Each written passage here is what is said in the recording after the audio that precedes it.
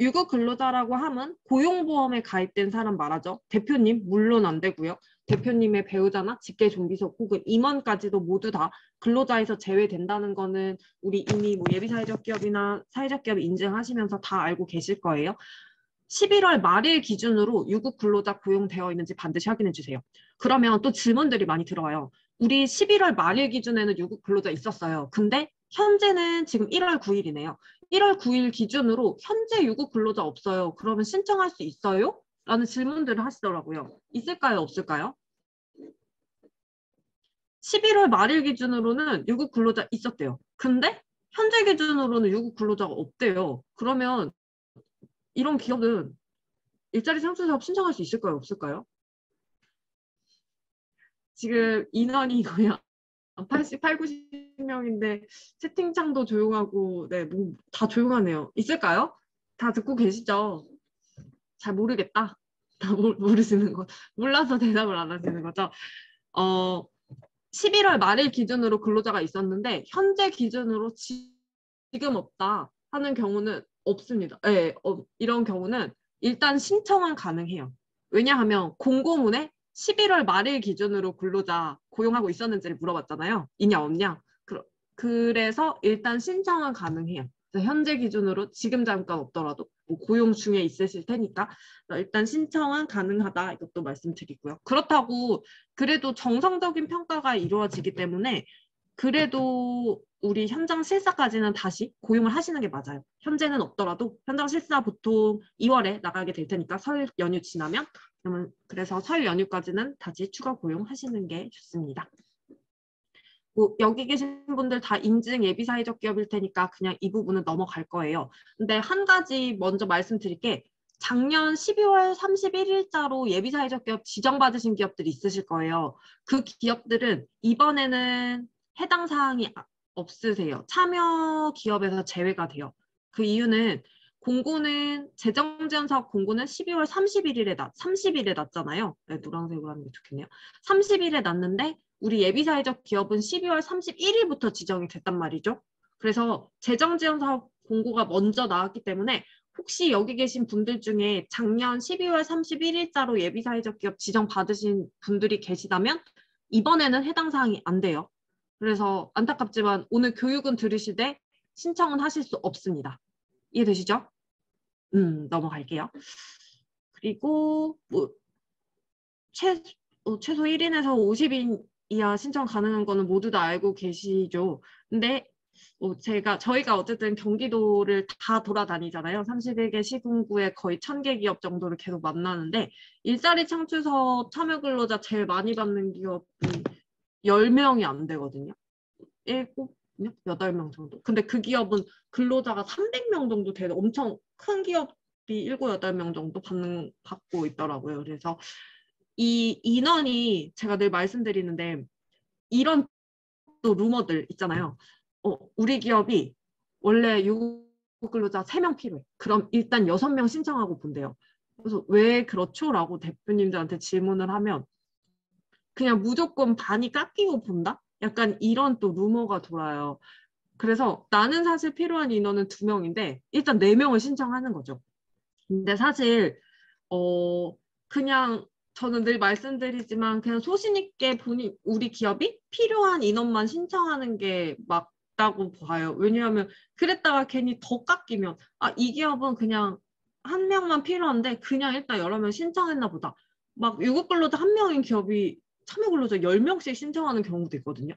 실제로 현장 가보면 뭐 책상도 없어요. 10명이 앉을 책상도 없는데 일단 신청한대요. 그냥 될지 안 될지 모르니까.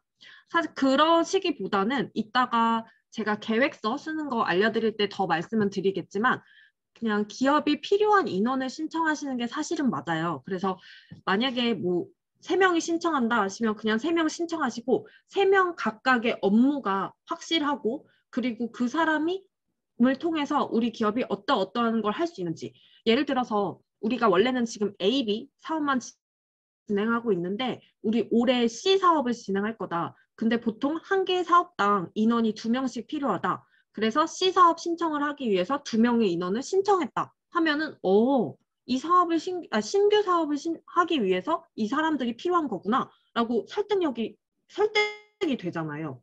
또 예를 들어서 제조업이에요. 제조 한 라인당 5명의 인원이 필요해요. 그래서 지금 우리는 2라인을 하고 있어. 근데 우리 신규 거래처가 너무 많아졌어. 고정 거래처도 있는데 거래처들이 늘어나니까 한 라인을 더 만들어야겠어. 그래서 한 라인에 5명의 인원이 더 필요하잖아요. 한 라인을 우리가 두는 거는 우리가 직접 뭐 기계도 들이고 해서 다 구매까지 해놨어. 사람만 있으면 돼 해서 5명을 추가로 신청했대요. 그러면 굉장히 설득력이 있잖아요. 그렇구나. 이 기업이 2022년까지는 2개의 라인을 돌렸는데 보니까 매출액도 계속 늘어나고 있고 그에 따라서 한 라인을 이미 다 만들어놨대. 사람만 오면 된대요. 그럴 경우에는 여기는 정말 5명이 필요하겠구나라고 심사위원분들이 판단할 수 있겠죠. 이런 식으로 뭔가 우리 기업이 왜 사람이 필요한지에 대해서 충분히 고민을 해보시고 그 사람이 우리 기업에서 어떤 역할을 할 것인지에 대해서 고민을 하시고 인원을 설정하셔서 신청해 주시는 게 맞아요.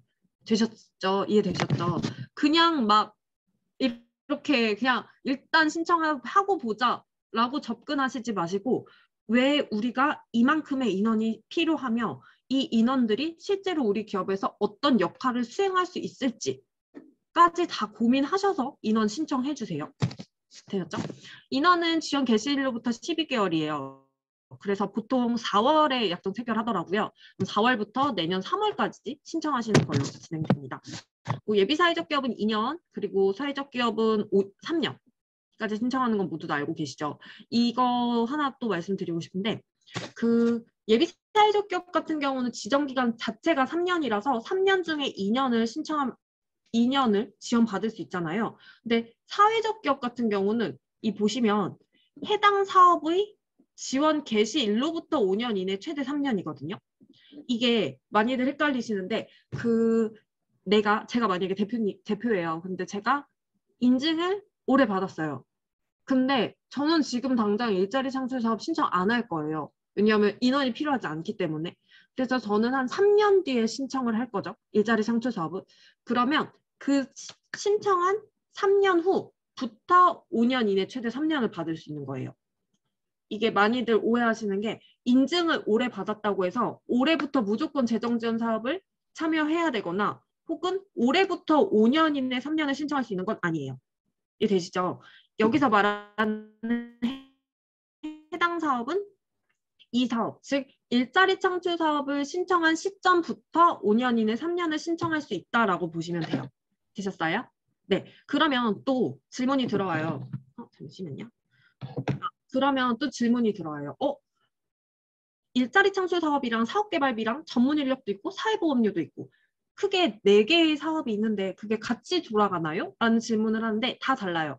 해당 사업별로니까 내가 일자리는 올해 해서 올해 만약에 신청한다면 올해부터 5년 이내 3년이 되지만 사업개발비는 그냥 신청 계속 안 하다가 뭐 3년 이후에 신청했다 하면 사업개발비는 그 신청한 시점부터 또 5년 이내 3년이 되는 거예요. 그래서 지원 사업이 정말 필요한 시점부터 신청하셔서 그때부터 5년 이내 3년 받으시면 돼요. 무조건 인증 신청한 그 신청해부터 5년 이내 3년은 아니에요. 그래서 실제로 2016년인가 인증받은 기업이 작년에 처음 지원 사업을 신청한 경우도 있었어요. 그것도 가능해요. 2016년에 신청한 기업이면 벌써 16, 17, 18, 19, 20, 21, 22 거의 6년 만에 처음 지원 사업을 신청한 거죠. 이런 식으로 하셔도 가능해요. 되셨죠? 넘어갈게요.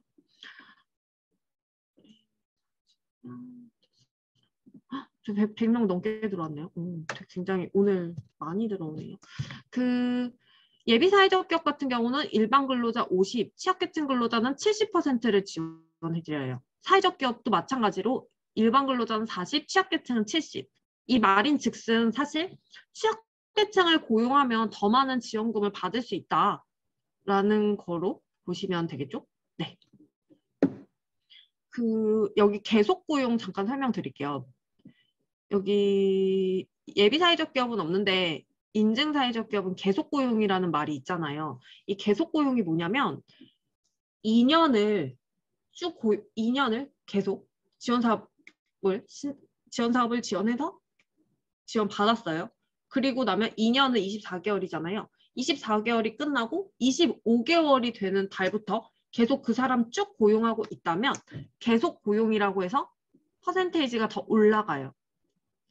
이 말은 지원 사업의 취지 자체가 한 사람을 지원 사업이 끝나더라도 계속해서 기업이 자체 고용을 할 수 있도록 지원을 해드리는 거거든요.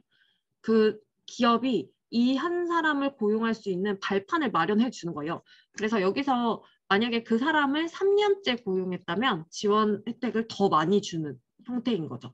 그래서 이거는 사회적 기업에만 해당되는 거고 3년차 되는 시점부터는 20% 추가로 지원해 드리는 제도입니다. 그래서 최대 90%까지 지원 받으실 수 있어요. 넘어갈게요. 질문은 네 그냥 남겨주세요. 채팅방에 나중에 제가 답변 다 드릴게요. 그리고 참여 대상 자체는 넘어갈게요. 인증이랑 예비 모두 다 가능한 거 알고 계시니까. 중요한 거는 참여 제외 대상이죠. 참여 제외 대상 같은 경우는 일단 유급 근로자 1인, 11월 말 기준으로 1인 이상 고용하지 않은 기업은 안 돼요. 11월 말일 기준으로. 그리고 부정수급, 적발되어서 보조금 있는 기업, 이런 것들. 보조금법상 수행배제 또는 지급 제한 기간 중에 있는 기업은 지원 받으실 수 없어요. 실제로 이런 사례가 부정수급의 사례도 있었어요. 그 참여 근로자가 직접 지자체에 신고를 했어요. 그래서 이런 부정수급 사례가 실제로 일어난 사례도 있으니까 이런 것들도 대표님께서 꼭 유의를 해 주셔야 돼요. 아셨죠? 그리고 중요하죠. 사회 서비스를 제공하지 않은 기업. 공고일 기준 6개월 이내예요. 공고일이 12월이잖아요. 그래서 12, 11, 19, 87. 7월부터 12월 기간 내에 사회 서비스 제공하신 실적 한 건이라도 꼭 내셔야 돼요. 사회 서비스 제공 확인서 알고 계시죠? 그거 내시면 됩니다. 그리고 이거. 참여 근로자 중 취약계층 고용 계획 비율이 30%에 미달하는 기업이에요. 이거 또 질문을 많이 해요. 여기서 중요한 단어가 있죠. 계획 비율이거든요. 지금 취약계층 30% 고용하라는 의미가 아니라 우리 참여 근로자가 뭐냐면 일자리 창출 사업에 참여하는 사람들을 우리가 참여 근로자라고 불러요. 그래서 제가 또 대표예요. 제가 이번에 일자리 창출 사업으로 저는 5명의 참여 근로자 신청할 거예요. 근데 저는 사회 서비스 제공형이에요. 그러면 저는 취약계층 고용 계획 비율 30% 맞춰야 되니까 이 5명 중에 몇 명을 취약계층으로 고용해야 될까요? 다시 저는 참여 근로자 5명 신청할 거예요. 근데 저 사회 서비스 제공형이에요. 그러면 저는 참여 근로자 중 취약계층 몇 명을 고용해야 될까요? 최소? 네. 답변은, 네. 질문 드렸지만, 네. 아무도 답하지 않고 있어요. 2명 왔어요. 주식회사 환경을 가꾸다 이하님께서 2명을 저한테 DM으로 따로 보내주셨어요. 이거는 전체적으로 보내셔도 괜찮아요. 모두 다. 네. 어쨌든, 네. 정답이에요. 2명. 그쵸. 제가 만약에 5명 고용할 건데 저 사회 서비스 제공형이에요. 그러면은 적어도 저는 취약계층 2명은 고용해야 하죠. 이해되시죠? 근데 내가 만약에 일자리 제공형이다 하시면 일자리 제공형은 고용 계획 비율이 50%면 돼요. 되셨죠? 그러면 저 이번에 유급근로자 5명 고용할 건데 그중에 취약계층 그럼 저 몇 명 고용해야 될까요? 그 계획서상 고용 계획 비율. 저 만약에 참여 근로자 5명 이번에 쓸 건데 그중에 취약계층은 몇 명 고용해야지 이 일자리 창출 사업 그쵸. 다들 적극 맞아요. 3명 맞아요. 다 이해되셨죠? 이거. 중요한 거는 계획 비율이에요. 현재 내가 일자리 제공형인데 취약계층 고용 비율 50% 아니어도 괜찮아요. 되셨죠? 이게 핵심이에요. 왜냐하면 질문이 정말 많이 와요. 저 일자리 제공형인데 지금 취약계층 고용비율 50% 안 돼요. 그러면 이거 신청 못 하는 거예요? 참여 제외돼요? 그게 아닌 거죠. 고용 계획 비율이니까 참여 근로자의 계획이 이렇다 하면 괜찮은 거예요. 그리고 고용유지, 근로자 고용조정 또는 고용유지, 유지 조치한 사실이 확인된 기업. 이거는 그 공고문 보니까 친절하게 하단에 23번, 26번 코드에 대해서 다 적혀 있더라고요. 일단 공고문 보시면 돼요. 이 통합정보 시스템 통해서 고용조정 사실을 저희도 지원기관도 그렇고 지자체도 그렇고 모두가 확인을 할 수가 있거든요. 그 23번, 26번 코드 이건 반드시 확인하셔야 돼요. 이건 나중에 인증 기업 같은 경우는 한 번 고용조정 사실이 있으면 경고 조치인데 2번 고용조정 사실이 있으면은 인증서 반납까지도 되는 거거든요. 그래서 이 고용조정은 그냥 만약에 사회적 기업이라면 그냥 있으면 정말 좋지 않아요. 계속해서. 그래서 이거 반드시 확인하시고 공고문 하단에 있는 23번, 26번 코드에 우리가 해당되는 게 있는지 없는지도 반드시 확인해 주세요. 물론 최대 지원까지 지원받은 기업은 안 되겠죠. 그리고 나머지는 특이사항 없어서 그냥 넘어갈게요. 이제 제출 서류 볼 거예요. 제출 서류는 하단에 있는 하단에 있는 서식들 보면서 제가 안내 드릴게요. 여기 보시면 대괄호에 있는 거는 다 공고문 하단에 서식이 전부 다 있거든요. 그거 적으시면 되는 거예요. 그래서 결국 동그라미 1번, 2번은 붙임, 서식 작성하시면 되고 3번도 마찬가지로 사회공헌 실적 보고서 붙임, 서류 작성하시면 되는 거. 중요한 건 공고1 기준 6개월 이내 실적만 인정한다. 이것만 확인하시면 되겠죠. 그 다음에 정보 수집 이용 제공에 관한 동의서 이것도 작성하시면 되는 거고 그 사회적 경제 이거 교육 이수증은 그냥 사회적 기업 재정 지원 사업 필수 과정 통합정보 시스템에서 작년부터 이 사회적 기업 재정 지원 사업 필수 과정이 생겼어요. 그래서 이것만 들으셔도 괜찮아요. 그럼 막 또 여러 가지 과정들이 있어서 이것저것 다 들어오시는데 여기 공고문에도 적혀 있지만 사회적 기업 재정 지원 사업 필수 과정을 이수해야 된다고 했잖아요. 이것만 들으셔도 괜찮습니다. 근데 중요한 건 교육 이수는 접수 마감일 기준 1년 이내 대표님이 들으신 거에 한해서 인정이 돼요. 그래서 무조건 대표님이 들으셔야 돼요. 뭐 근로자가 다 들어도 상관없고요. 통합정보 시스템에서 대표님이 재정지원사업 필수 과정은 반드시 이수하셔야 돼요. 그리고 명부는 11월 말일 기준이에요. 이거는 붙임 서식 보면서 다시 말씀드릴게요.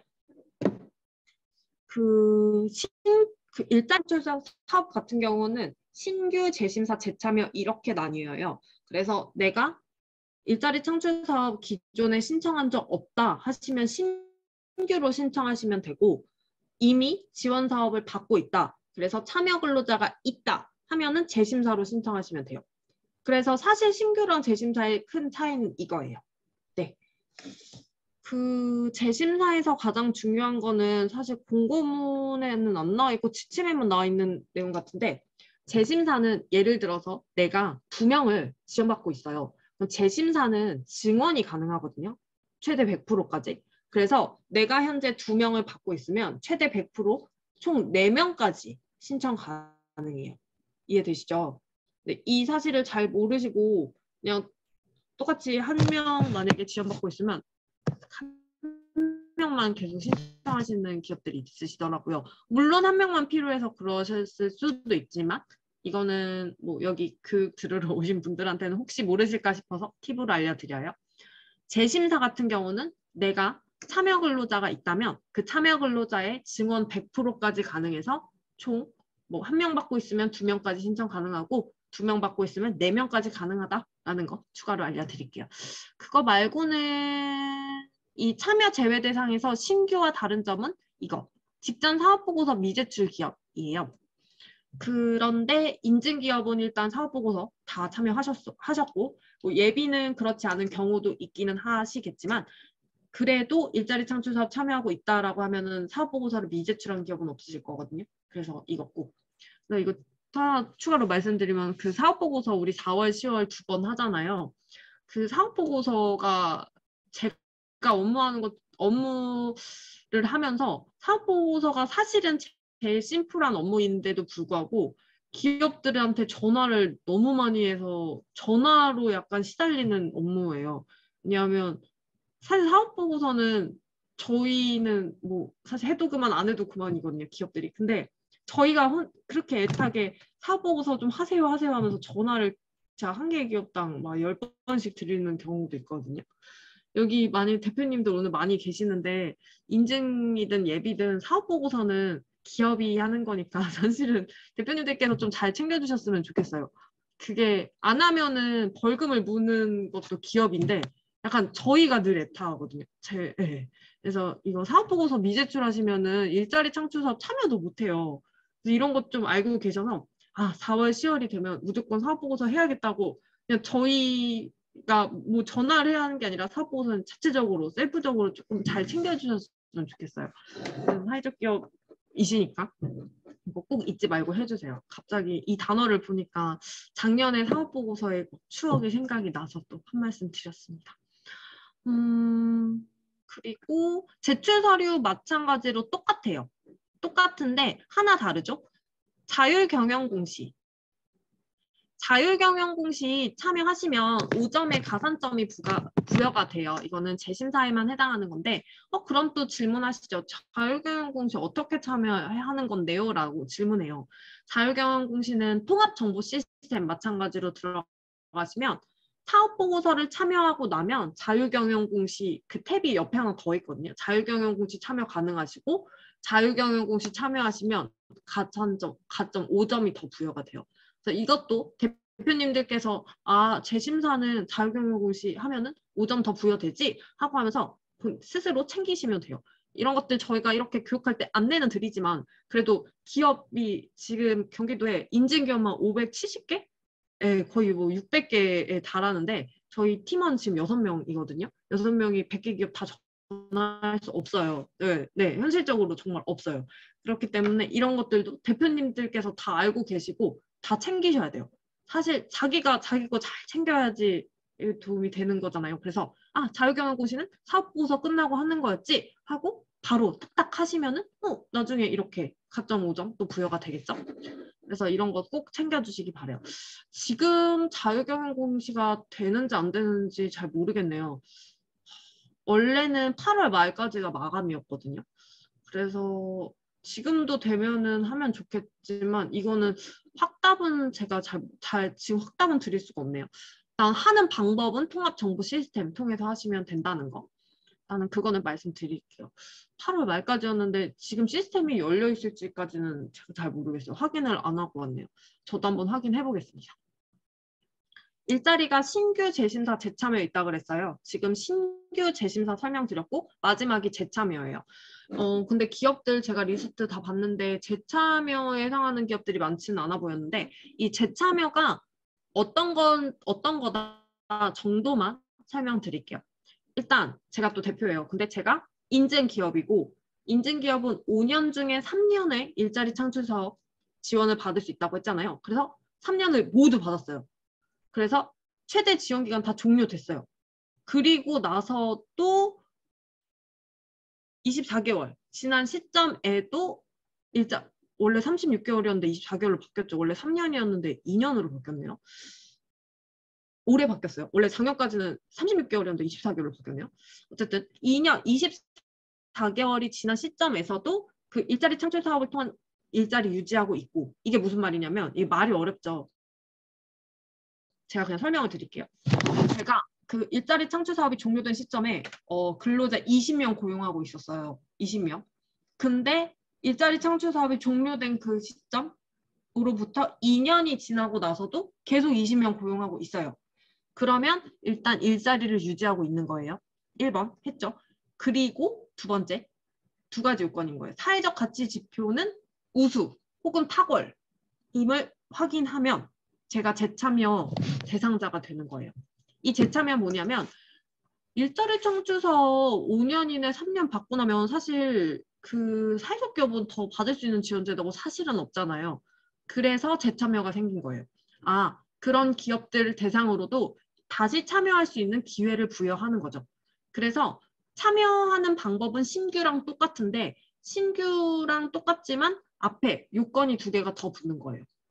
창출 사업을 통해서 근로자 인원 유지하고 있고 사회적 가치 지표는 탁월이나 우수 나온 기업만 재참여에 해당이 됩니다.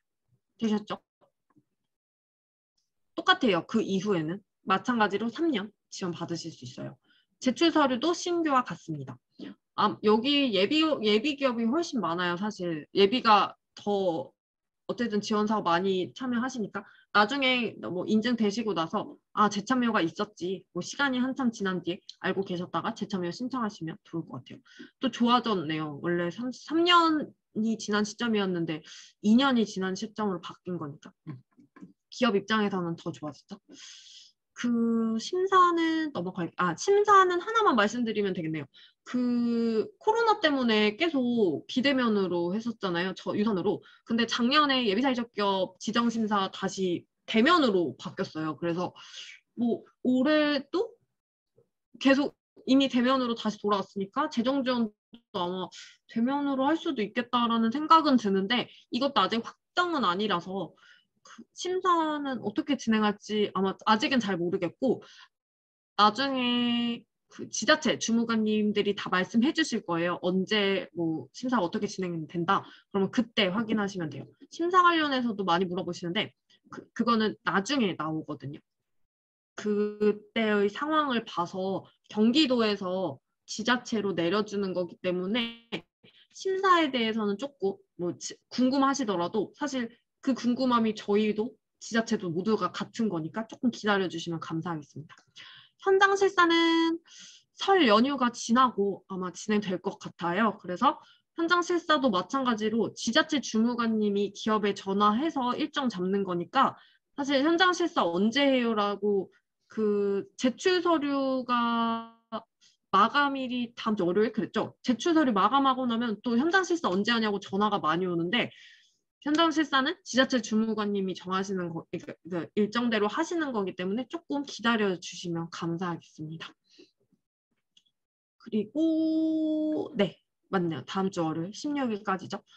이거 또 드릴 말씀이 있어요. 16일 월요일까지 16일이면 되게 긴 기간이라고 생각하는데 접속이 정말 원활하지 않아요. 작년 하반기 때 예비사회적 기업 그러니까 뭐 재정전은 아니었지만 예비사회적 기업 신청하신 기업들 오후 4시 반부터인가 서버가 다운돼서 신청을 못한 기업들이 실제로 있거든요.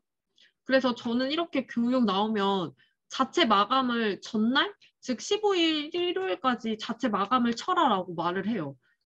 이게 정말 다 작성해놓고 사람 심리가 그렇잖아요. 뭔가 저도 그래요. 마감일까지 한 번 더 보고 물론 보지 않지만 약간 그런 마음이 약간 조급해질수록 뭐 집중이 잘 된다는 또 저도 약간 그런 심리가 강해서 제가 만약에 대표였어도 16일 월요일 막 오전 10시부터 막 작업을 또 시작할 것 같아요. 근데 그러면 정말 서버가 다운돼서 신청을 못 할 수도 있거든요. 실제로 그런 사례가 작년에 있었고 작년 4시 반부터 기업들이 막 전화가 왔어요. 저희한테. 그 통합 정보 시스템이 안 된대요. 그래서 제출을 못 하는데요. 혹시 우리한테 제출해도 되냐고. 근데 그게 안 되거든요. 무조건 통합 정보 시스템을 통해서만 제출이 가능해서 저희도 그 전화 계속 받아요. 안타깝지만 뭐 해드릴 수 있는 방법이 사실 없거든요. 심지어 저희는 그 뭐 기업이랑 보는 화면도 달라서 대신 서류를 올려드리는 것조차 불가능해요. 그래서 이것도 반드시 오전? 적어도 16일 오전까지는 마무리해 주셔야 돼요. 저희가 도와드릴 수 있는 방법 자체가 없어요. 마찬가지로 지자체 주무관님들도 도와드릴 수 있는 방법이 없거든요. 대신 서류를 뭐 제출해 드릴 수도 없는 거고 모든 게 다 불가능해요. 이거는 기업이 책임지고 하는 것밖에는 방법이 없어요. 그래서 이것도 반드시 꼭 지켜주세요. 그리고 이게 임시 저장이 있고 최종 제출이 있거든요. 근데 저장을 한 거는 제출이 아니에요. 그래서 반드시 저장을 하고 나면 제출 버튼을 누르셔야 돼요. 보니까 오른쪽 하단에 제출 누르는 거 있더라고요. 그래서 제출 버튼까지 반드시 눌러주세요. 그리고 다행히 뭐 지정 경험해 보셔서 아시겠지만 보완 기간이 그래도 있잖아요. 그래서 혹시나 누락된 서류들은 보완 기간 25일까지 하면 되니까 물론 이때가 거의 뭐 설 연휴가 껴있는 걸로는 알고 있지만 그래도 보완 기간이 있다라는 거. 그리고 이거 너무너무 중요해요. 이거 제가 지자체 계속 실사를 같이 주무관님들이랑 다녀보면은 주무관님들이 매일 뭐 연락을 하고 뭐 문자도 보내고 전화도 해서 이 보안 기간 동안 서류를 계속 달라고 기업에 요청을 드림에도 불구하고 서류를 안 주시는 기업들이 늘 있더라고요. 저는 왜 이 대표님들의 마음이 잘 이건 헤아려지지가 않는데 주무관님들이 어쨌든 기업이 잘 되게 도와드리려고 계속 서류를 요청을 드리는 거잖아요. 그러면 거기에 조금 적극적으로 임해 주셔야지 그 서류를 보고 주무관님이나 저희 지원기관 그리고 경기도 심사위원분들이 그 서류로 우리 기업을 평가하는 거니까 네, 그래서 보안기간 동안 반드시 서류를 반드시 꼭 주셨으면 좋겠어요. 그렇지 않은 경우는 정말 신청서가 반려가 될 수도 있거든요. 꼭 적극적으로 협조를 해달라고 이건 너무 여러 번 정말 부탁드릴게요. 여기 계신 기업들은 부디 막 그렇게 비협조적으로 해서 서류를 내지 않았거나 서류를 막 닥달하게 하는 그런 경우가 정말 없었으면 좋겠어요. 그것 때문에 많이 현장에서도 많이 힘들어 하시는 분들이 많으시거든요. 그래서 서류 꼭 이거 잘 챙겨주세요. 기타 사항은 드릴 게 없고 이거 신청 서류 이제 말씀드릴게요. 취약계층은 첨부 서류 있으니까 보시면 되고 마찬가지로 여기 아까 제가 사회 서비스 범위 말고 여기 있네요. 고용조정은 이거 보시면 돼요. 23번, 26번 코드 이거 보시면 되고요. 오늘 설명드리고 싶은 거는 이거 신청서. 그 신청서를 쓰는 방법에 대해서 되게 많이 물어보시고 심지어 좀 신청서를 받을 수 있냐? 이런 말씀들도 하시더라고요. 근데 그럴 순 없죠. 어쨌든 뭐 다른 기업들이 쓴 너무 좋은 신청서를 저희가 공유해드리는 거는 그 기업에도 예의가 아니고 네, 그래서 저희는 정말 이렇게 확실하게 말씀드릴 수 있는 게 신청서나 이런 사업계획서를 다른 기업 걸 공유한 적이 정말 단 한 번도 없어요. 이거 다 폐기 처분할 뿐만 아니라 정말 하나도 남겨놓지 않거든요. 그래서 이거를 달라고 요청하지는 않으셨으면 좋겠어서 일단 오늘은 이거 신청서 작성하는 방법 알려드리려고 공고문 그대로 가지고 왔어요. 바로 말씀드릴게요. 이런 부분은 제가 다 오전에도 훑어봤는데 여기서는 작성하는 게 어려운 거는 없으실 거예요. 그나마 이거 근로자 현황 뭐 현재 기준 그 현재 신청하신 기준으로 적으시면 돼요. 어쨌든 이렇게 적으시더라도 저희는 서류로 다시 다 보니까 뭐 고용보험 사업장 가입자 명부를 보고 4대 사회보험 사업장 가입자 명부를 통해서 근로자는 다시 한번 확인하니까 이거는 신청하시는 현재 시점 기준 네, 신청하시는 현재 시점 기준으로 작성해 주시면 돼요. 노란색 이거 잘못됐어요. 신경 쓰지 마시고요. 그 다음에 이거 종전 재정 지원 사업 참여 여부는 우리가 예를 들어서 막 인증한 몇 년차 기업들은 재정 지원 많이 받았잖아요. 가장 최근에 받은 지금 신청하는 이 시점에서 가장 전년도에 받은 거 여기다 적으시면 돼요. 아셨죠? 여기다 그거 꼭 확인하는 건 특히 이거거든요. 신청 인원, 취약계층 고용 계획 인원. 이거 아까 제가 퀴즈로 질문 드려서 이제는 다 알고 계실 거예요. 그 신청 인원 예를 들어서 내가 5명이다. 5명 신청할 거다. 근데 유형이 어떤 유형인지에 따라서 일자리 제공명이면 취약계층 고용 계획 비율 몇 %여야 되죠? 기억나시나요? 여기 일자리 제공명 굉장히 많으신데 만약에 내가 그쵸. 주식회사 우리나눔 정답이에요. 50%. 나머지 유형들은 30% 맞춰서 신청하셔야 돼요. 여기다 작성하실 때. 이거 계획 비율을 틀리게 작성하시면은 그 공고문 보셨지만 사실 요건 미에 해당되지 않거든요. 그래서 이거 반드시 확인하시고 계획 비율 맞춰서 적어주세요. 중요한 이거는 재심사도 똑같으니까 넘어가고요. 이것도 똑같아요. 넘어가고 궁금하실 게 아마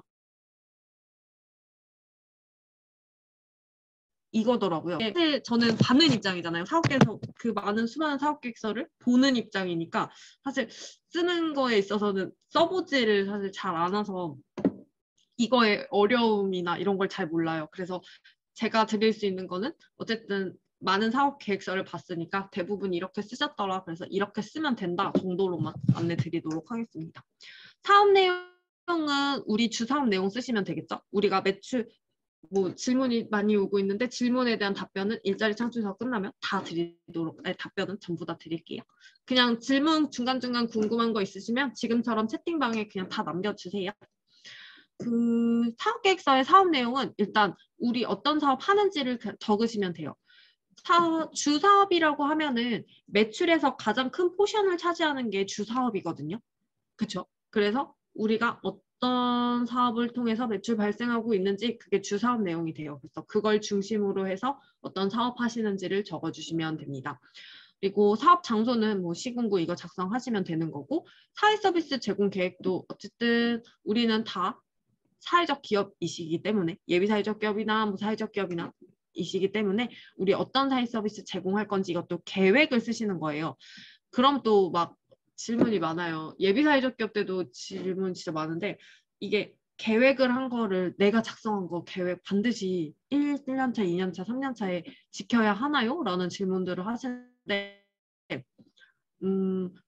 사실 저도 이렇게 늘 계획은 많죠. 올해도 2023년이 벌써 2주차인데 제가 올해 계획하는 것도 있고, 사실 오늘 특히 심지어 월요일이었잖아요. 그래서 저도 오늘 아침에 계획한 무언가가 있었는데 사실 지키지 못했어요. 계획은 어쨌든 계획이니까 지키면 너무 좋지만 뭐 사업을 하시다 보면 특히 더 삶도 그렇듯이 뭐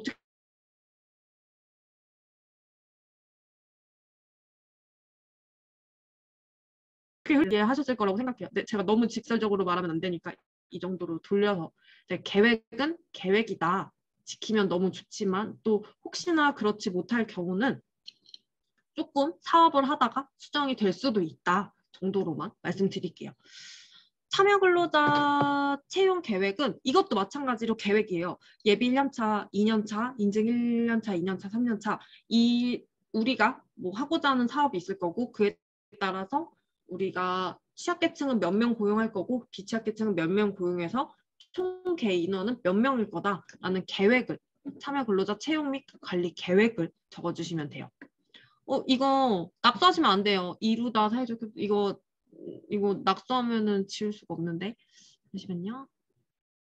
네, 낙서 이거 네, 감사합니다. 이런 거 낙서는 이게 같이 보는 교환이라서 낙서는 하시면은 제가 지우개로 지우는 방법을 본인의 낙서는 본인이 지워야 돼서 일단 웬만하면은 낙서는 하지 말아주세요. 참여 근로자 수행 업무 여기서부터가 중요해요. 우리 아까도 잠깐 말씀드렸지만 유급 근로자 중에서 그 일자리 창출 사업에 참여하는 사람들을 참여 근로자라고 말한다고 했잖아요. 그래서 그 참여 근로자들이 어떤 업무를 할지 여기다 적어주시면 돼요. 예를 들어서 제가 또 대표인데 제가 근로자가 지금 한 15명 정도 있어요. 근데 아직 그런 회계 관리하는 인원을 두지 않았어요. 대표인 제가 스스로 하고 있었는데 유급 근로자가 15명이 넘어가다 보니까 4대 사회보험료이며 이런 것들 그리고 근로자 관리, 급여 관리 이런 거를 대표자인 내가 스스로 하기까지가 좀 힘들다. 그래서 사무행정 인원을 하나 한 명 두고 싶다. 라고 예를 들어 그렇다 치면은 참여 근로자의 수행 업무에는 사무행정이라고 쓰시면 되겠죠. 이게 제가 말씀드리고자 하는 거는 이런 식으로 구체적인 참여 근로자의 수행 업무에 대한 계획이 있어야 된다. 이걸 말씀드리고 싶은 거예요. 그래서 어떤 업무 할 건지 뭐 사무행정이면 사무행정, 영업이면 영업. 예를 들어서 뭐 지금 영업직이 총 2명이 있어요. 그래서 총 2명이 고정 거래처 한 100개씩 관리하고 있다고 쳐요. 100개 정도씩 관리하고 있는데 올해는 조금 규모를 더 확장시키고 신규 거래처를 많이 늘리고 싶다. 그래서 영업인력 한 명을 더 충원하고 싶다 하시면 참여 근로자의 수행 업무에는 영업이라고 쓰시면 되겠죠. 이런 식으로 제가 지금 말씀드렸던 모든 인원들은 정말 구체적으로 어떤 사업을 할 추가로 말해볼게요. 영업인력이 기존에 2명 있었는데 1명이 추가돼. 그러면 보통 고정 거래처 100개씩 관리한다고 했잖아요. 그럼 이 신규 인원은 뭐 지금은 전화 영업이며 방문 영업이며 하겠지만 그 사람들이 신규 거래처를 그 새로운 사람이 신규 거래처를 들여오면 계속 매출액은 적어도 몇 퍼센트 이상 신장할 거다라는 활용 계획과 성과까지도 전부 다 나오잖아요.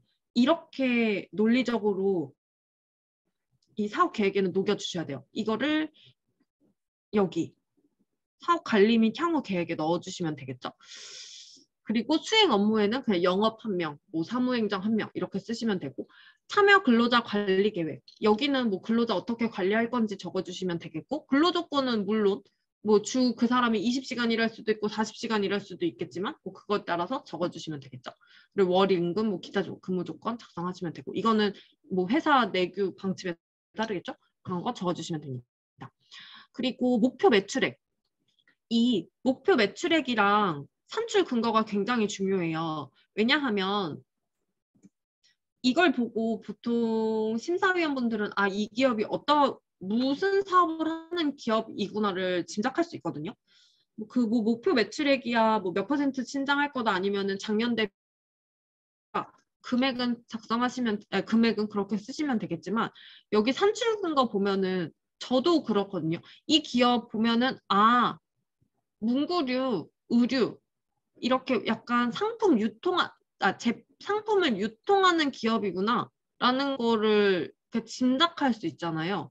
여기 이것만 보더라도 아, 이 기업 무슨 기업이구나, 무슨 사업하는 기업이구나를 이 목표 매출액 그리고 산출 근거를 통해서 짐작하고 확인할 수 있어요. 그래서 여기는 좀 자세하게 적어주시는 게 좋아요. 예를 들어서 뭐랄까 식용유를 제조하는 기업인데 그 식용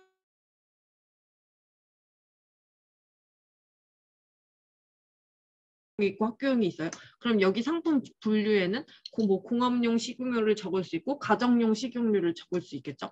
그래서 단가가 공업용이랑 가정용은 다르니까 그거에 맞춰서 보통 작년에 몇 개 정도 팔았으니까 월별로 그거에 12개월로 나누면 연매출 어느 정도겠다.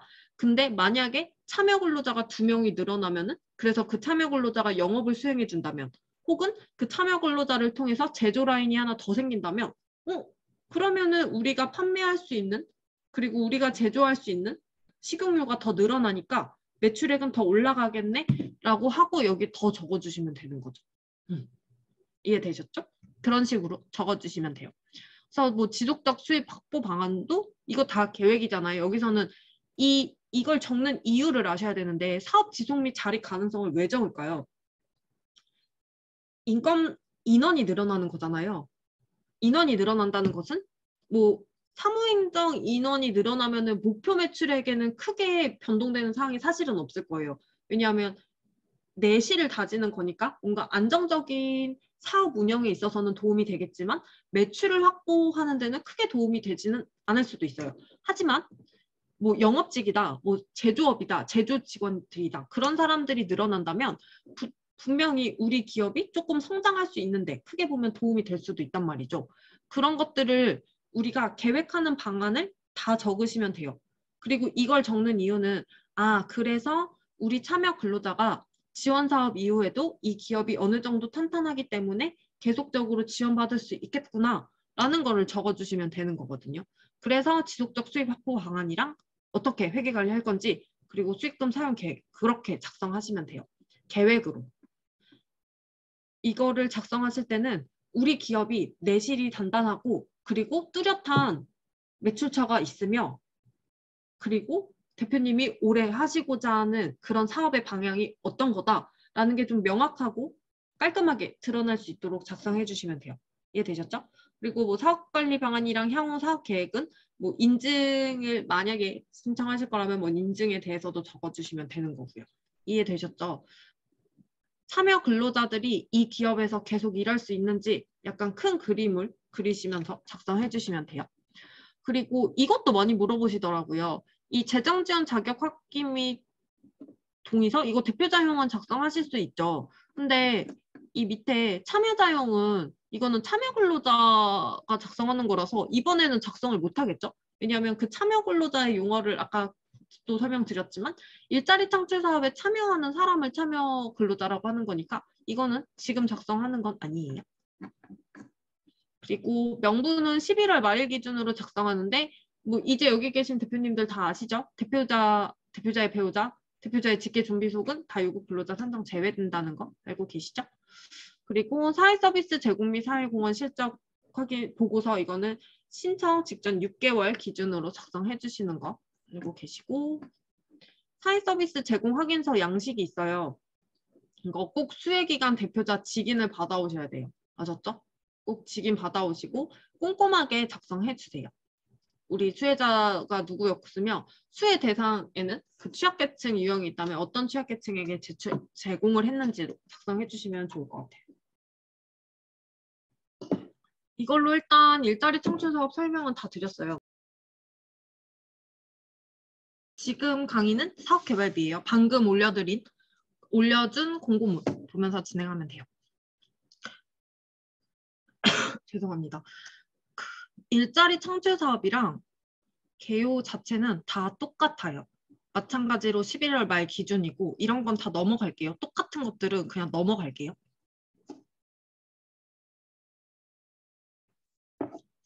그리고 이거 다른 거 여기 잠시만요. 이걸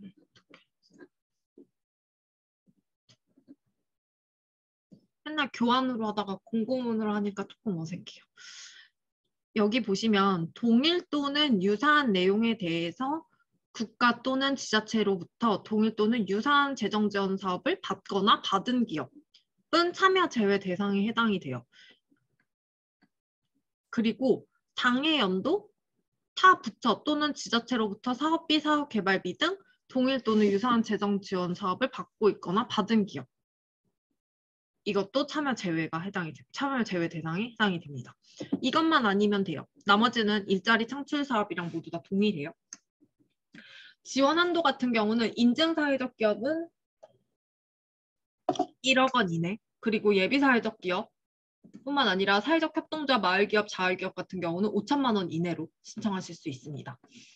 그러면 일단 모두가 궁금해하실 그 사업개발비는 계획서 보면서 조금 더 말씀드릴게요. 그 전에 자부담 먼저 설명드릴게요. 이 자부담 같은 경우가 1회차는 10%, 2회차는 20%, 3회차는 30% 이상이에요. 근데 아까 예비사회적 기업은 3년 이내 2년 신청할 수 있다고 했고 인증은 마찬가지로 사업개발비도 5년 이내 3년 신청은 하실 수가 있어요.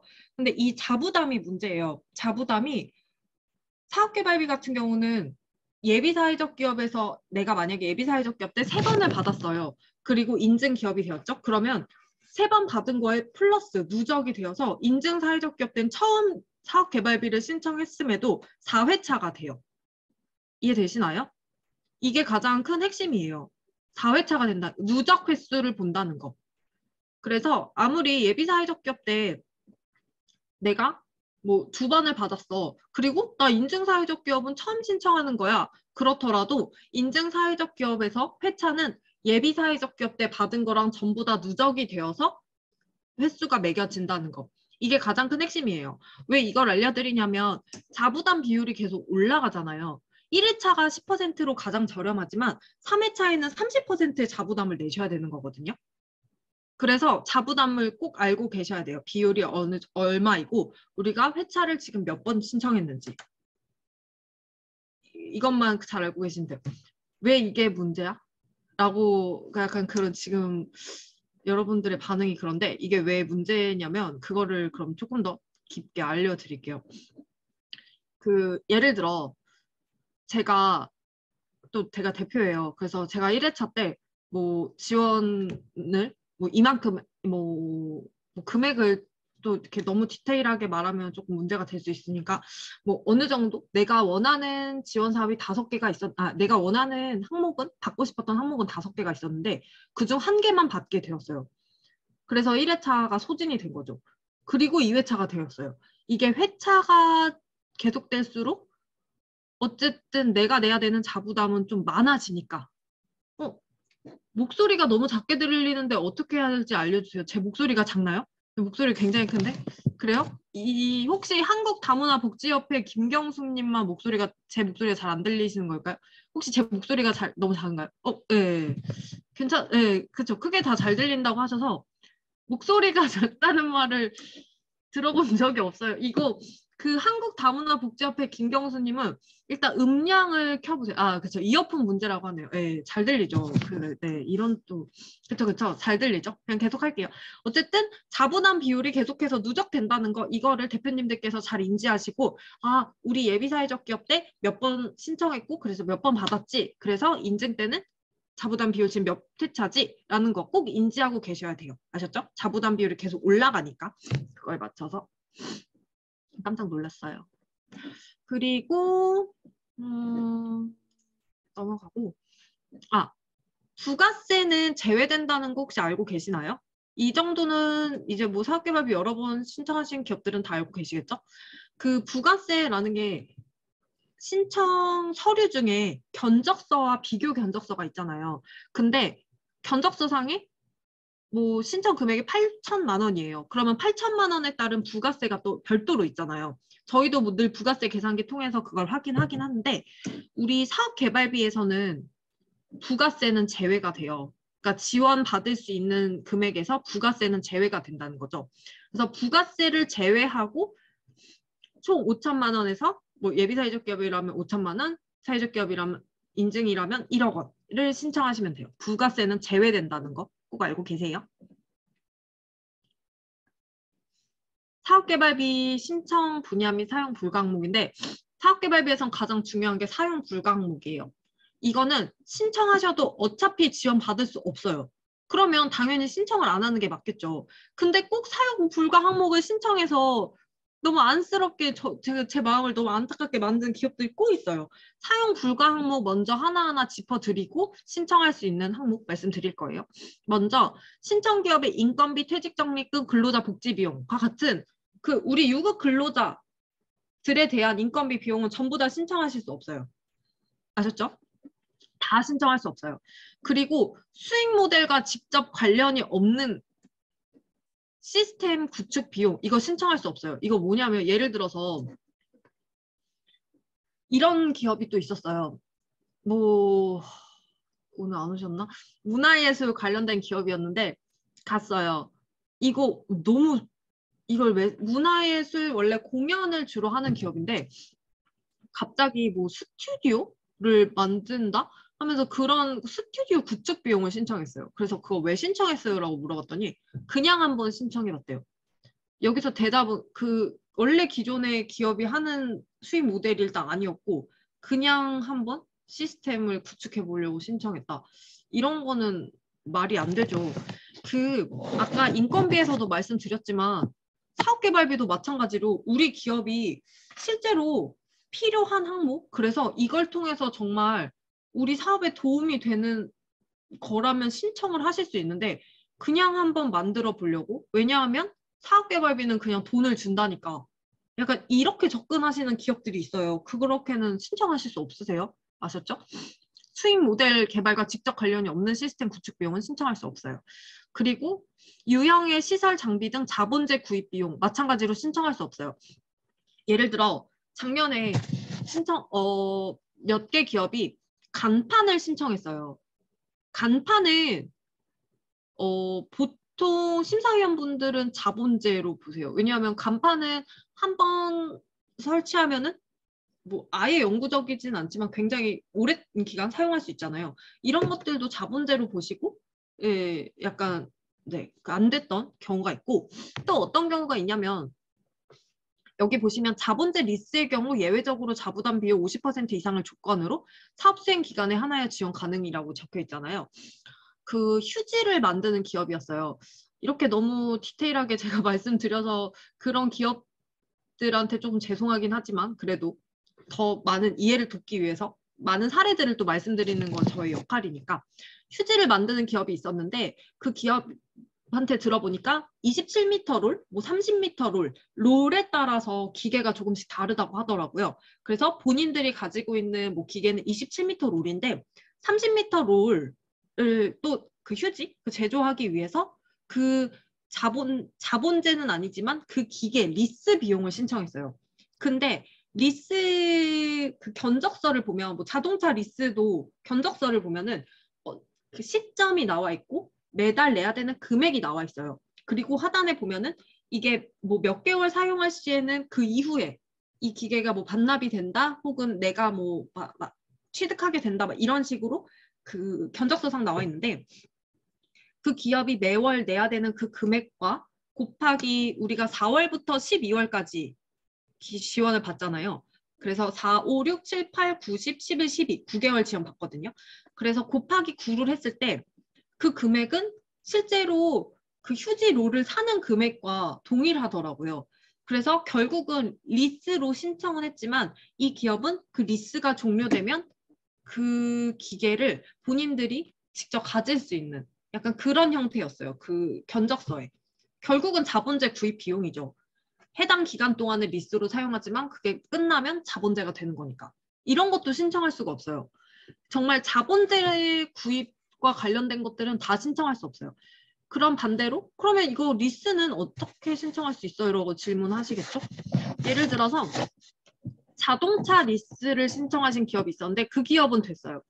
트럭을 리스하는 금액이었고 매달 뭐 얼마의 금액을 언제 기간 동안 리스하겠다라는 걸 명시했어요. 그래서 왜 리스를 신청했어요라고 여쭤봤더니 지금 당장 트럭을 구매할 돈은 없지만 우리가 그 제품을 어쨌든 직접 배송을 하는 사례가 많아져서 일단은 직접 배송을 하기 위해 급한 불을 끄려고 이 트럭을 신청했다고 했고 그 기업은 리스 신청해서 되기는 됐어요. 그래서 여기서 핵심은 그 유형의 시설 장비가 자본재 구입 비용이 되냐 안 되냐가 핵심이거든요. 그래서 자본재, 즉 우리가 취득하는 건 안 돼요. 근데 그 사업 수행 기간 동안 지원은 가능해요. 이거를 잘 알고 계시면 좋을 것 같아요. 질문이 또 많아지기 시작했네요. 그 다음에 사무용품, 공과금, 사무실 임차료 등 관리 운영비 이런 것들도 전부 다 안 돼요. 물론 이런 것도 안 되고 더 나아가서 그런 것들 요즘 많이 신청하시던데 요즘은 정액제로 끊어놓고 사용할 수 있는 그런 프로그램들이 있더라고요. 근데 그런 것도 관리 운영비에 해당이 돼요. 뭐가 있을까요? 디자인, 예를 들어 포스터를 만드는 그런 프로그램들이 있거든요.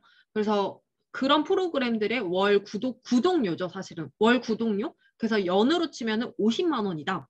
50만 원이 뭐 그 사업개발비에 있어서는 큰 금액은 아니지만 그럼에도 불구하고 그것도 관리 운영비로 봐요. 그래서 그런 금액들도 신청하시면은 그것도 사용 불가 항목에 해당되었다라는 것도 말씀드릴게요. 그리고 관리 운영비는 안 되지만 뭐 판로 개척을 위해 온오프라인 입점 비용은 예외적으로 지원하되 총 사업비의 30% 한도로 인정한다. 이거 별표 2개 작년 대비 올해 추가된 거거든요. 그래서 이거는 30% 한도로 인정이 된대요. 그리고 이런 쇼핑몰이나 대형마트 등 입점 비용, 그리고 온라인 판로 개척과 관련해서 발생하는 판매 대행 및 입점 수수료, 뭐 초기 광고비 이런 것들도 상압의 일부 지원 가능하다. 이런 것들은 사실 근데 그런 뭐 기획전, 전시회 공간 이런 것들은 원래 지원은 가능했어요. 예를 들어서 뭐 세택에 참석한다든지 고양시에 갑자기 생각이 안 나네요. 그 큰 곳 있죠. 뭐 많이 들어가는 거. 예를 들어 뭐 코엑스에 들어간다든지 이런 식으로 들어갈 때 3일을 들어가더라도 거기에 입점되는 비용이 있고 거기에 수반되는 제반 비용들이 있는데 그런 것들도 다 신청 3일 동안 낼 금액이 있고 거기 코엑스나 세택에서 견적서를 내주더라고요. 거기 얼리버드로 하면은 조금 더 저렴했고 일반적으로 하면은 그것보다는 더 많은 금액을 내야 하지만 거기에 우리가 입점할 거다라는 게 명확한 계획이 있으면 그것도 인정됐습니다. 그리고 인사노무 회계 경영 컨설팅 비용은 사용 불가 항목에 해당되고요. 그다음에 상품 제조에 소요되는 재료비는 안 돼요. 근데 시제품 개발에 소요되는 재료비는 필요한 사업비의 총 20% 한도로 인정된다. 이거 무슨 말이냐면 예를 들어 제가 음료 원액을 만드는 기업이에요. 그래서 음료 원액을 만들려면 그 음료 원액 제조 회사죠. 음료 원액을 만들기 위해서 필요한 재료 비용들이 있어요. 그래서 그 비용들을 신청한다. 이건 물론 안 돼요.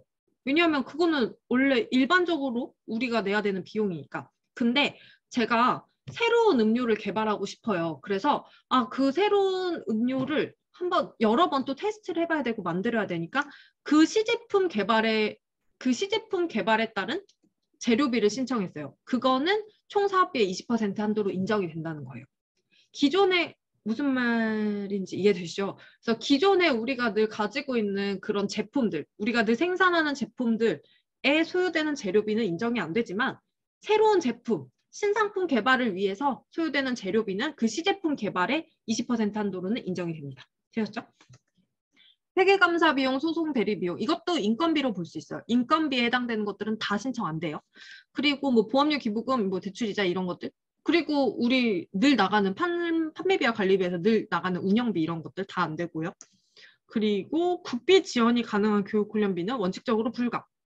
이건 뭐냐면 그 HRDNet이라고 해서 그 국비 지원으로 받을 수 있는 그 교육 사이트가 있어요. HRDnet 들어가 보면 있는데 거기에 생각보다 많은 교육들이 있거든요. 예를 들어서 우리 유급 근로자가 뭐 영상 편집을 좀 배워야겠대요. 그래서 프리미어를 듣고 싶다 혹은 애프터 이펙트를 듣고 싶다고 해요. 근데 HRDN에 들어가니까 그 프리미어나 에펙은 다 교육 수 있다 하면은 지원받을 수 없는 거죠. 왜냐하면 국비 지원이 가능한 교육이니까. 그쵸? 근데 그 HRD는 이런 국비 지원이 가능한 교육 이외의 것들이다 하는 거는 인정돼요. 근데 원칙적으로는 훈련 과정이 미개설되면 가능하나 개설이 되어 있는 거는 불가능합니다. 이외에 뭐 사업개발과 직접 관련이 없는 비용들 전부 다 사용 불가 항목에 해당돼요. 그래서 여기 지금 사용 불가 항목에 해당되는 내용들은 어차피 신청해도 안 돼요. 그래서 신청하실 필요가 없어요. 아셨죠? 마지막으로 하나 더 있어요. 그런 시제품을 다 만들었어요. 예를 들어 교구제 우리 경기도에서 교구제 만드는 기업들 많아서 교구제를 다 만들었고 그래서 그거를 교수님이 뭐 감수 해주실 교수님이 있으시대요. 그래서 그 인건비를 신청했어요. 그것도 여기 인건비에 해당돼서 안 돼요. 왜냐하면 세금 계산서를 일단 발행할 수가 없고 그냥 견적서도 따로 없고 그냥 그 교수님 계좌번호 적혀 있더라고요. 그 교수님이 정말 우리 교구제를 봐주실 수 있는 정말 그 교수님한테 직접 꽂히는 비용이 되니까 그런 것들도 신청해도 사용 불가 항목에 해당돼서 안 됐습니다. 그러면 뭐 신청할 수 있냐? 이 사용 불가 항목에 해당되는 거 이외에는 다 신청하실 수 있어요. 뭐 브랜드, 로고, 기술 개발 등 R&D 비용 신청하실 수 있고요. 홍보 마케팅, 부가 서비스 개발 비용, 뭐 직접 자료를 만든다, 동영상 제작한다 이런 것도 전부 다 가능하고요. 그다음에 서비스 판매 관련 시장 수요 조사 이런 것들도 가능해요. 예를 들어서 우리가 여기 뭐 신제품 개발했어요. 근데 신제품을 개발하자마자 바로 출시할 수 있는 건 아니잖아요. 뭐 사람들의 의견도 들어봐야 되고 그리고 사람들의 의견을 통해서 이게 조금 더 리뉴얼 될 수도 있는 거고 이런 식으로 뭔가 시장 수요 조사를 하고 싶다 뭐 이런 것들도 다 신청하실 수 있습니다. 그리고 시제품 제작비, 예술 공연 기획 등 새로운 상품 서비스 개발 이것도 많이 신청하는데 실제로 이렇게 예술 공연 하나 개발하셔서 2018년에 사업개발비 받으신 기업인가? 그 한 개 공연 새로 이 사업개발비 통해서 만드셔서 3년 동안 계속 그 공연 실제로 하신 기업도 있어요. 되게 잘 활용된 사례죠. 이런 식으로 예술 공연하는 기업들도 새로운 그런 프로그램 혹은 새로운 공연 할 수 있는 상연 프로그램 만들 수 있다. 그리고 제품의 성능 및 품질 개선 비용, 뭐 BS, AS 등 고객관리 소요 비용, 그리고 특허 출원 이것도 많이 신청하시죠. 특허 출원 등 인증 취득 비용, 그리고 신규 사업 진출 및 전략적 사업 모델 발굴 비용, 뭐 홈페이지 개발 구축 비용, 그리고 뭐 쇼핑몰 추가된다면 쇼핑몰 구축 비용, 그리고 마지막으로 아까 설명드렸지만 교육훈련비, 미개설되어 있는 교육훈련비에 한해서는 신청할 수 있습니다. 되셨죠? 그래서 불가 항목이랑 사용 가능 항목 이렇게 두 개 구분해서 알고 계시고 제가 또 하나 말씀드리는데 이제 아마 심사 여기는 다 넘어가도 되고 여기 보시면 이건 다 똑같아요. 일자리랑 그래서 넘어갈 거고 그 계획서에 보면 여기서부터 계획서예요. 죄송해요. 여기서부터 계획서거든요. 내가 다 일단 신청을 할 거가 있잖아요. 머릿속에. 다 신청해 보시고 그 옆에 공고문의 사용 불가 항목 보시고 내가 신청한 항목이 사용 불가 항목에 해당되는 게 있는지 없는지 반드시 크로스 체크를 해주세요. 아셨죠? 꼭 해주세요. 그러면 이쪽 거 설명드릴게요. 그 전에 이거 하나만 보고요. 사업개발비는 제출 서류가 굉장히 중요해요. 물론 뭐 일자리 창출 사업도 물론 중요하죠. 여기 대괄호에 있는 거는 부침 서식 하단 보시면 되는 건데 다 이건 넘어가도 되고요. 뭐 교육 이수증은 어차피 일자리 신청하시는 기업들은 다 이거 사회적 기업 재정지원 사업 필수과정 신청하실 테니까 이거 하시면 되고 사업개발비에서 가장 중요한 서류 물론 다 중요하지만 8번 사업개발비를 통한 사업 성과 자료 사업개발비를 신청하시는 기업들은 해당이 안 되시겠지만 두 번째 신청한 기업부터는 이 서류를 반드시 작성을 해주셔야 돼요. 아셨죠? 이런 경우도 있었어요. 아니 2회차 신청한 기업인데 1회차 성과 자료에 1회차를 뭐 1,000만 원대 이상 받으신 기업인데 그냥 정말 보고서 그러니까 글 몇 줄 써서 뭐 홈페이지 만듦 끝. 뭐 또 뭐였지? 팜플렛 만듦 끝. 그냥 이런 식으로 작성을 해줬더라고요. 그러면은 실제로 이 기업에 2,000만 원 이상의 금액이 나갔는데 정말 팜플렛 만들었음이라고만 하면은 실제로 이 기업이 진짜 이걸 만들었나? 부터 굉장히 궁금하기 시작하거든요. 그래서 최대한 궁금증을 없앨 수 있도록 팜플렛을 만들었다면 팜플렛 뭐 페이지라도 같이 업로드를 해주던지 팜플렛을 뭐 PDF 파일로 올렸다면 그리고 홈페이지를 만들었다면 홈페이지 링크라도 넣어놨다면 좀 궁금함이 덜하지 않을까 싶거든요. 그래서 사업개발비를 통한 성과 자료는 최대한 1회차나 뭐 2회차 받으신 게 있으시다면 자세하게 적어주세요. 그러니까 뭘 받았는지 그래서 이걸 통해서 어떤 성과를 낳는지 정도는 알고 있어야 이게 정성적으로 이 기업은 사회 서비스를 통해서 이런 성과가 나고 있네 라고 확인을 할 수 있잖아요. 제가 아까 말씀드렸던 그 예술 공연하는 기업은 그걸 통해서 어디에서 늘 상연을 하고 있고 뭐 몇 번 이상 공연을 하고 있고 그걸 3년째 유지하고 있고 그래서 사업 성과 자료를 통해서 이 기업이 참 잘하고 있구나를 확인할 수 있었거든요. 그래서 이건 좀 신경 써서 작성해 주세요. 그 다음에 그 가장 중요한 서류가 있죠.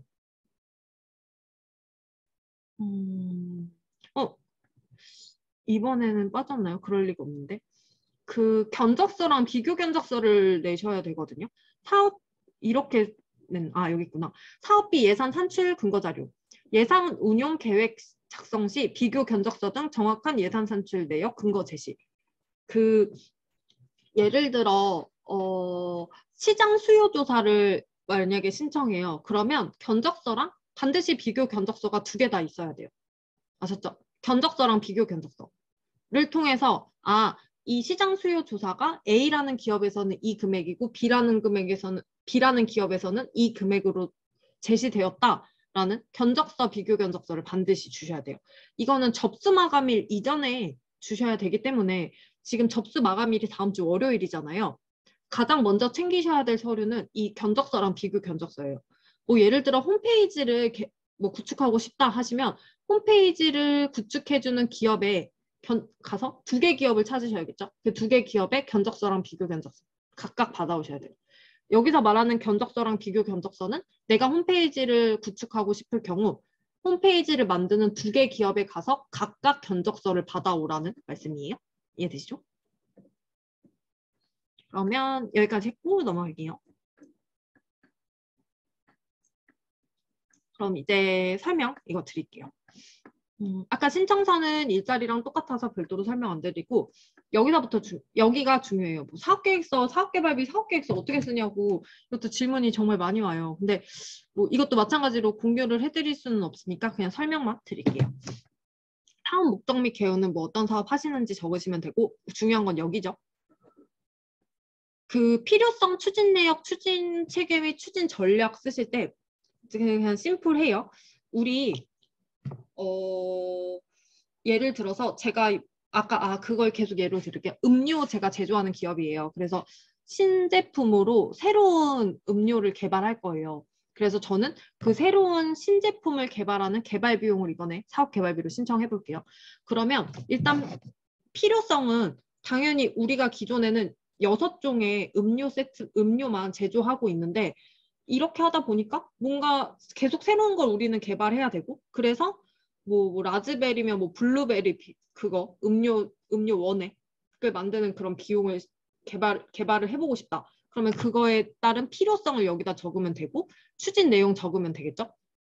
그럼 음료를 개발하려면은 그 원액을 만들고 그에 따른 뭐도 만들고 기계는 아마 이미 저는 원액 하는 곳이 있으니까 있겠지만 그러면 이게 원액이 만들어지면 저는 그에 따른 홍보도 해야 돼요.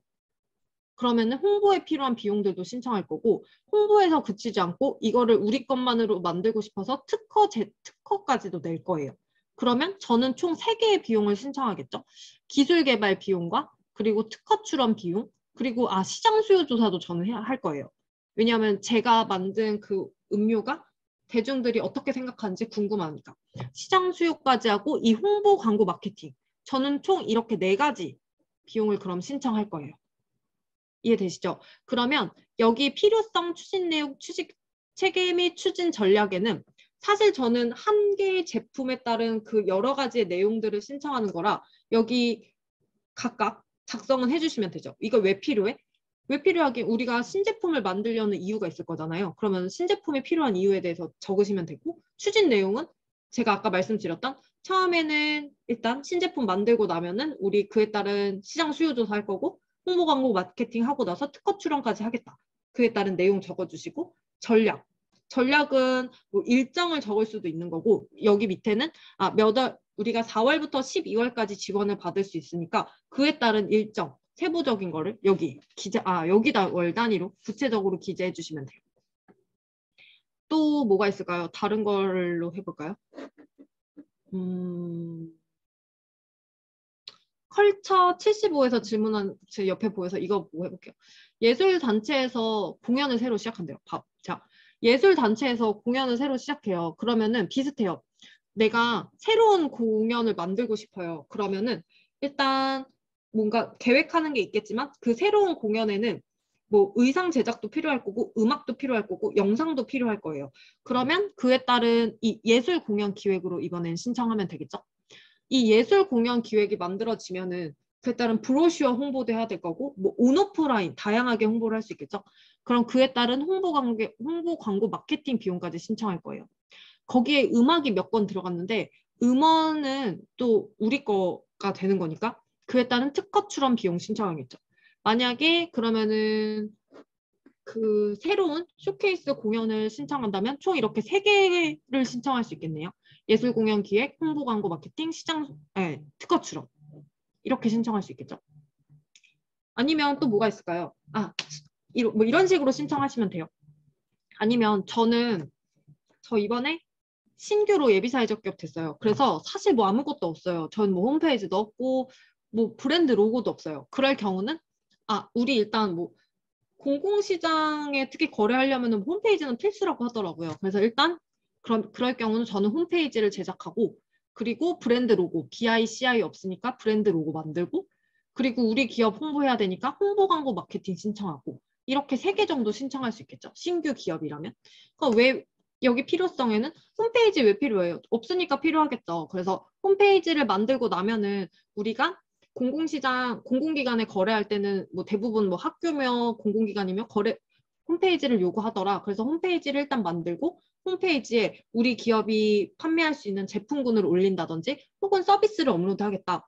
근데 거기서 쇼핑몰까지 더하겠다? 그럼 왜 더해요? 예를 들어서 우리가 판매하고자 하는 거는 사실은 뭐 영문으로 제작해서 미국에도 같이 수출도 우리는 계획하고 있다 하면 그것까지도 같이 쇼핑몰 제작에 넣어서 하시면 되고 그리고 영문도 필요하다 하면 영문도 같이 넣어주시면 되고 그런 식으로 필요성 및 추진 내용 이런 식으로 작성하시면 돼요. 그리고 브랜드 로고는 우리가 BICI 만들어서 우리가 좀 그 CI가 있어야 기업의 좀 이미지도 제고시키고 우리가 사회적 기업도 되었으니 조금 더 사회적으로 어떤 의미가 있는 그런 CI 만들고 싶다 하면은 브랜드 로고 그런 식으로 신청하면 되고 홍보 광고 마케팅이라고 하면 사실 뭐 전화 홍보는 오프라인 홍보일 수도 있고 온라인 홍보일 수도 있잖아요. 뭐 오프라인 홍보라고 하면은 우리가 뭐 전단지를 어떻게 만들어서 어디에 광고하겠다. 이런 식으로 여기 작성하시면 되고요. 그리고 그에 따른 월 단위는 4월부터 12월까지 어떻게 하겠다. 여기 명시하시면 되고 마지막으로 기대 효과. 예를 들어서 아까 제가 뭐 했죠? 문화예술 아까 기업 있었잖아요. 그럼 문화예술 새로운 공연 만들어지면은 그에 따라서 우리가 기존에 공연하는 게 3개였는데 1개 더 증가해. 그럼 당연히 상연할 수 있는 공연이 늘어났으니까 그에 따른 수요자가 늘어날 거고 그럼 매출액이 증가하겠죠. 그리고 그 상연되는 공연 가지고 어디에서 우리가 구체적으로 내년에 계획하는 것들 이런 거 어디에서 공연할 테니까 그에 따른 매출액도 증가할 거고 그리고 서비스 수혜자 수도 증가하겠다. 이런 거 기대 효과에 넣어주시면 되겠죠. 사실 이거 한 장이잖아요. 그래서 한 장에 우리 기업이 이 항목이 필요한 이유 그리고 이 항목 가지고 어떤 거 할 건지 그리고 그거 하고 나면은 우리 기업에 어떻게 도움 될 건지 이렇게 딱 3개 카테고리로만 작성해 주시면 돼요. 방금 제가 3가지 예로 말씀드렸었거든요. 제가 음료 원액도 제조해 보았고 그리고 새로운 공연도 만들어 보았고 제가 아예 완전 처음 만들어진 기업이어서 그에 따른 홍보를 하겠다는 계획도 만들어 보았어요. 여기서 뭔가 다 필요해 보이지 않나요? 제가 말씀드렸던 거. 이런 식으로 우리 기업이 실제로 정말 필요로 하는 것들에 대해서 잘 작성해 주시면 돼요. 아셨죠? 그리고 이거 딱 2장만 잘 쓰시면 돼요. 나머지는 서류가 일자리랑 똑같아서 이런 동의서 같은 건 별도로 설명 안 드려요. 예산운용 계획서예요. 이거는 견적서랑 비교 견적서 우리 받아보실 거잖아요. 그거 보고 작성하시면 돼요. 그래서 예를 들어 합계가 5천만 원이다 하면은 1차 교부 50%, 2차 교부 50%로 나눠서 50대 50으로 작성해 주시면 되고 보조금과 자부담은 알고 계시죠? 자부담은 1회차는 10%, 2회차는 20%, 3회차는 30%예요. 그거 나눠서 작성해 주시면 됩니다. 그리고 세부사항명 같은 경우도 예를 들어 아까 문화예술 예로 들었다면 저는 예술공연기획 그리고 홍보광고 마케팅 특허 출원 3개 신청한다고 했잖아요. 여기에 예술공연기획 홍보 마케팅 특허 출원 이렇게 적어주시면 되는 거죠. 이 금액은 그 견적서나 비교 견적서 보면서 작성하시면 되고요. 사업개발비는 이렇게 끝이에요. 나머지 더 궁금한 사항들은 저희 사람과 세상으로 그냥 저희 전화 주시면은 저희 또 직원분들이 다 답변 드릴 거예요. 그러면 점심 맛있게 드시고 네, 이거 종료할게요.